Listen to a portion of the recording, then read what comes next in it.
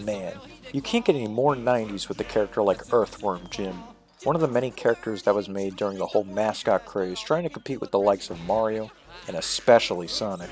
A crapload of companies tried making their own quirky characters to hopefully take off into a successful franchise. A majority of these mascots faded into obscurity after just one game. It's not that their games were bad, they just didn't attract public consumers as much as the developers hoped for. Some of these characters would receive a cult following, whether it's because of good reasons or because of memes. Earthworm Jim was pretty popular when his first game was released in 1993, so much so that it spawned a sequel, a cartoon, and a whole lot of toys. A surreal 2D side-scroller where you play as a worm in a super suit shooting weird creatures with a variety of equally strange weapons. You may be weirded out at first, but you'll soon want to play more because you just want to see more strange shit. By 1996, every well-known franchise at this time was going through a big change, hopping into the third dimension. Mario 64 set the groundwork for how a platformer should play out in 3D with full analog movement and open levels. Earthworm Jim 3 started its development in 1996 as a PlayStation exclusive until it was eventually scrapped in early 1997 when the development team favored the Nintendo 64. The game was shown off initially as a mixture of side-scrolling segments along with 3D segments. The game was set to release in the fall of '98.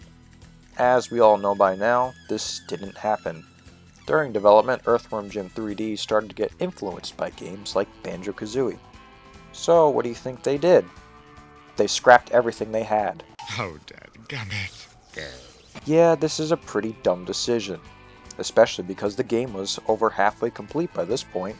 The team had very little time to come up with new shit for the game now. By Halloween 1999, Earthworm Jim 3D was released to the public, receiving very mixed reviews. Critics called the game uninspired and didn't hold a candle to other platforming games released around this time. It flopped commercially and financially, and pretty much killed the Earthworm Jim franchise from that point onwards. So, what the hell is wrong with this game? Well, let's find out. Before I get to talking about the game, I like to point out that this game was not developed by Shiny Entertainment, rather Viz Interactive. Shiny handed off the Earthworm Jim franchise to them because of Shiny's strict no sequels policy. David Perry, the creator of Earthworm Jim, said later that this was one of the worst mistakes he has ever made and that this game completely ruined Earthworm Jim as a whole. Damn, that's harsh. Surely it's not that bad, right? The game opens up with a slideshow cutscene showing Earthworm Jim lying down in a hospital bed with his buddies around him. Apparently he took one too many cows to the head and has scrambled all 4 of Jim's brains, leaving him insane. We are then transported inside Jim's mind as his super ego as a last line of defense. Jim's friend Peter Puppy tells you that your subconscious has been invaded by his many foes. You need to collect green marbles and golden udders in order to restore yourself back to your former glory and not succumb to being vaporware. In each world you're greeted by the sacred cow of memories who tells you of the horrors that were unleashed by your greatest villains. It's up to you to put an end to these dastardly foes. Strange plot, but it fits in with the weirdness that is Earthworm Jim. Now let's hop into the gameplay. Gameplay is your typical 3D collectathon platformer rather than the 2D side-scrolling action you're used to in the first 2 games. The game is broken up into 4 worlds with 2 levels and a boss, with the exception of the 3rd world having 4 levels and a boss. Starting off with the controls, A jumps and pressing it again will have Jim hover in the air for a bit.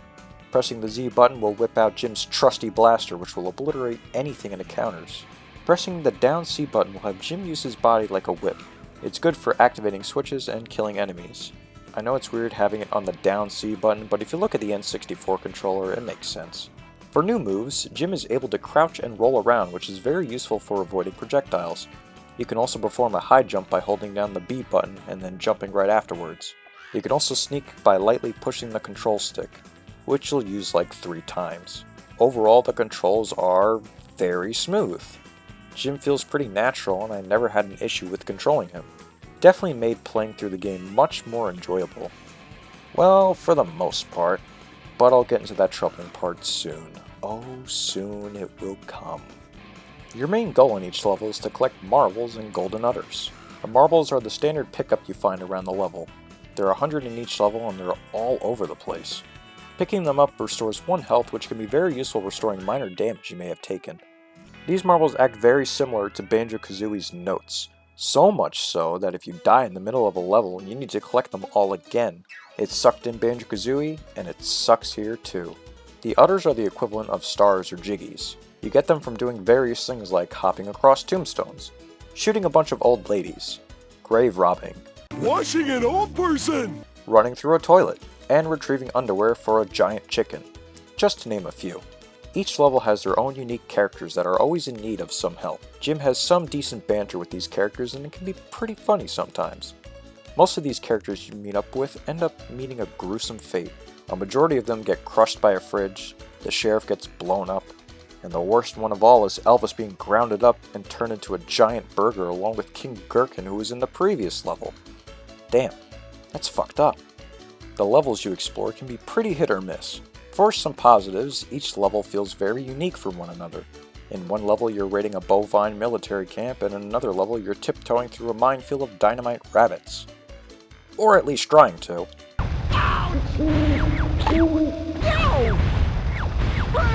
My favorite level is probably Boogie Nights of the Living Dead. There's a lot of cool set pieces in this stage, like running across giant records and dancing zombies you need to decapitate. The good, the bad, and the elderly is also pretty fun, having to fight off hordes of old ladies in order to save the town. There are moments in certain levels where they do recycle some aspects from other levels though, like this grandma hurting section. It's in both the last two levels with no changes. Like, what's the point? Levels are pretty open with a lot of room to run around. It's probably like this to help fight off enemies because being in cramped quarters can really screw you up. I can't also help feel like this makes some of the levels emptier. Sometimes I would walk around to certain spots thinking that there should be something here. It's probably due to the rush development this game had that certain aspects had to be removed. Another thing to mention is the camera. A lot of people complained about the camera in this game. I didn't think it was too bad. I mean, sure, when you're in a cramped spot, sometimes the camera just doesn't want to move. But since the levels are open enough, it wasn't too much of an issue. You know, like 80% of the time. Some areas in certain stages I found to be a bit bothersome to play. In Are You Hungry Tonight, there's a section where you have to platform up a giant silo. It's a decent enough platforming section, but it overstays its welcome. It's way too long. There's this ice cube section where you need to ride around a room without falling off. But you can just jump back on the fridge and it'll complete itself. Like, did they not test this? The worst part is this crappy quicksand area in Death Wormed Up. Oh my god, fuck this area. It's at the start of the level, but it's at the very end of this section where it really pisses me off. At the very end, there's these dumbass piranhas in this balloon minigame. The balloon minigame appears frequently throughout the game, and then you need to float around and collect marbles before the time runs out. In this level though, it's fucking aggravating. The two first marbles are in front of these stupid fish, and getting hit by them can send you straight into the quicksand below. You can't jump out of the quicksand, so there's a good chance you won't be able to make it back to land in time before you die.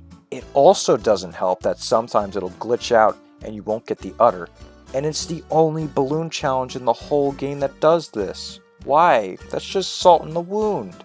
But luckily, these annoying ass areas are only a small portion of the levels, and they're spread out enough to not be extremely irritating. Most of the levels were fine enough to go through. Nothing too aggravating. I still enjoyed most of these levels, and I liked seeing what was going to come up next. Whether it be shooting people on a toilet, or maybe just dancing around with some zombies. I always liked seeing what was coming next. You know, how could I forget to mention one of the key things about Earthworm Jim? The weapons.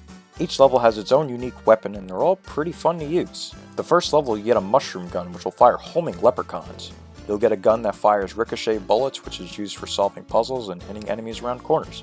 Then, of course, my favorite weapon, the giant cleaver, which will... Holy shit, that's pretty violent. All the weapons were fun to use, even if most of them felt like reskins of others. The only one I didn't like was the dynamite banana, which was only really used for blowing up floors and vacuums. In combat, it's practically useless. Every good game has boss fights, right? And this game has 5 of them, and they're all fucking atrocious. For starters, every single boss fight is the same exact thing. You're stuck in a small arena riding around on a pig known as port boarding. The main objective is to collect all 100 blue marbles without getting your ass handed to you. There are rockets around to help combat the boss, who also pick up marbles. You can also find these jet boosters, which are in the later boss fights. If you press the B button, you'll boost ahead. I never found them too useful, except for the final boss, but I'll get into that later. It doesn't seem too horrible at the start, but the controls for riding the pig are fucking terrible. It controls like complete ass and you bounce all over the place. It's either so stiff or way too sensitive, like trying to pick up a marble when it's right next to you. You're just trying to turn, you can't pick it up, just pick up the damn marble. With the exception of Psychro, each boss has their own unique attack that makes the boss even more annoying to fight. Fatty Roswell can teleport around the arena, sometimes in front of you, and can launch a missile in your face. Asshole. Professor Monkey Forehead drops bombs, which can be hard to avoid due to shitty controls. And Bob can jump over your missiles. This is the only time Bob is actually a challenging boss, but not in a good way. None of the bosses were fun to fight, and it took way too long the first time I fought them, taking between half an hour or a whole hour. After playing the game several times, I'm able to beat these bosses within 5 minutes. Still not a fun time though. You can't really afford to skip the bosses either because they give 5 udders, and that's very valuable in order to progress through the game. Overall, the bosses suck. I think they could have done something better, like, I don't know, just put me in an arena and them having a health bar and me just shooting missiles at them. That would have been fine. I don't know why I have to collect marbles. Stupid. But I rather fight them than the final boss. After collecting all 1,000 marbles and 74 udders, returning to Peter Puppy will open up a path to the final boss. Who could it be, you might ask? Is it Evil Jim? Or is it the evil queen pulsating, bloated, festering, sweaty, pus-filled, malformed slug for a butt? Well, it's neither of those. It's Jim's female side, Earthworm Kim. And no joke, this is probably one of the worst boss fights I've ever fought in a video game. She pretty much acts like you. She's hard to hit because she's way smaller than the other bosses, and she can also jump over projectiles. Not to mention, bumping into her will have you switch places with her and you'll lose marbles when you're not in your body. This fight takes fucking forever because of this shit. It took me 2 hours the first time I played just to finally beat this terrible boss. Sometimes I would just get so close to winning, and I would accidentally bump into her, and I would just lose marbles, and I've tried bumping back into her, but it just wouldn't happen. It took so long. And for this review, I didn't even bother fighting her again. I didn't even beat her. Yeah, fuck this boss fight. I've beaten her like 5 times before, and I'm not doing it again. And I'll just steal the ending from the playthrough I did last year. Screw it, I don't care, I did it. After you beat Earthworm Jim, Peter says you regain control of your brain and everything is better. Super Ego Jim gets crushed by a fridge. You wake up and Jim is eventually crushed by another cow, and the game is over. Beating the boss was not worth it in the end, in my opinion. Fuck Earthworm Jim, fuck the 2 hours I spent, and fuck this ending. If you do beat her, however, you do get something for your troubles. Entering in the foyer of the Poultrygeist level, go through the gate and the game will reload showing Earthworm Jim at the title screen. You can now play as Earthworm Jim, which is basically the hard mode of this game.